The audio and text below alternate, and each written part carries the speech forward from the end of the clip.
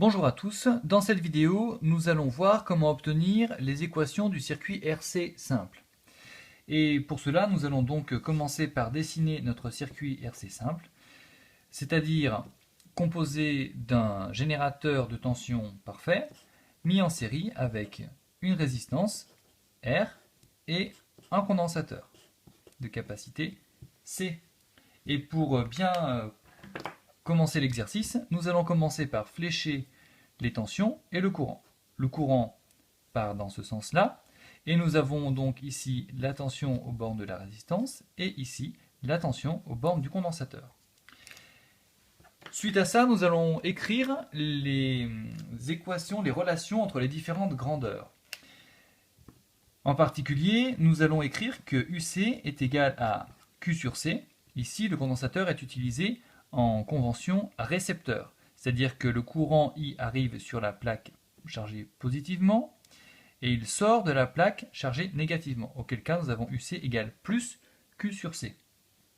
Nous avons également une deuxième relation qui est la suivante, I égale plus dQ sur dt, et en combinant les deux, nous avons que I est égal à C fois DUC sur dt. Voilà, nous avons besoin de ces trois relations-là pour la mise en équation de notre système.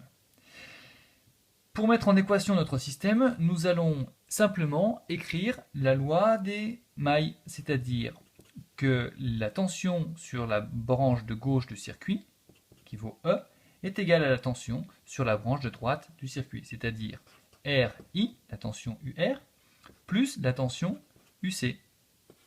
Et voici notre équation de départ. Et notre équation de départ, nous allons maintenant voir qu'il est possible de l'exprimer de trois manières différentes, selon la question posée par l'exercice. J'ai bien mis les équations parce que cette équation-là se décline en trois. Alors la première manière de travailler cette équation-là est de faire la démarche suivante, d'utiliser cette relation-là, I égale C DUC sur dt, et nous allons remplacer le I ici, de manière à obtenir E égale R fois, alors I je remplace par C DUC sur dt, plus UC, que je garde, et nous avons notre première version, qui est une équation différentielle concernant la grandeur UC de t.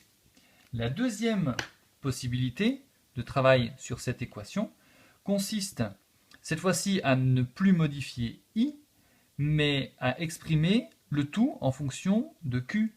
C'est ce que je vais faire ici en vert, pour obtenir E égale R, et cette fois-ci I, je vais l'exprimer comme dQ sur dt. dQ sur dt, plus UC. Et UC, on voit que c'est égal à, d'après cette première relation, C fois UC.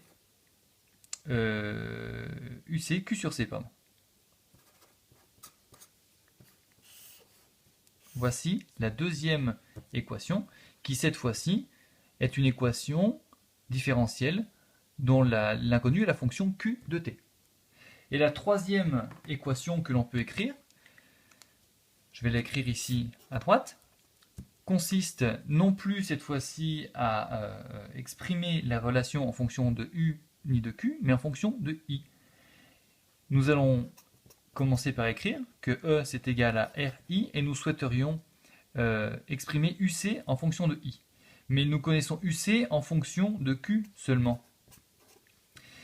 Et pour pouvoir exprimer le tout en fonction de I, nous allons être obligés de passer par une étape de dérivation pour obtenir que la dérivée d'une constante c'est 0, est égale à R fois DI sur dt, puisque R est constant, plus 1 sur C fois la dérivée de Q par rapport au temps, et nous voyons que la dérivée de Q par rapport au temps est égale à I dans cette relation-là, plus 1 sur C fois I.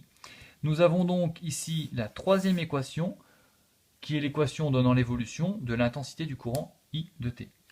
Ce qu'il faut retenir de cet exemple, c'est qu'à partir d'une équation qui est la loi des mailles, nous pouvons obtenir, décliner cette première équation en trois versions, selon que l'exercice nous demande d'obtenir l'équation en UC, l'équation en Q ou l'équation en I, l'intensité du courant.